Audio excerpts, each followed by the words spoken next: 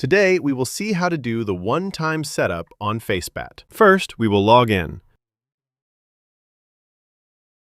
You also need to log in Facebook account in the same browser.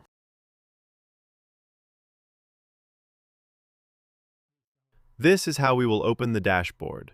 Here is the proper guide on how to use it. You can click on it and view it from here. Here, you will see the Download Extension option at the top. You will download the extension from here.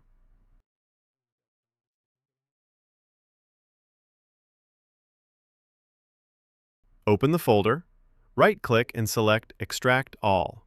The extracted folder will appear. After that, click on the three dots. From there, click on Extensions, then go to Manage Extensions. On the top right side, turn on Developer Mode. Then you will see the Load Unpacked option. Click on Load Unpacked. Now, go to the folder where you extracted the files and click Select Folder.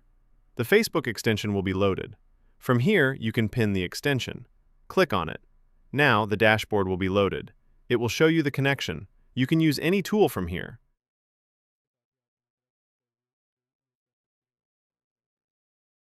For example, cats. This is working. Thank you.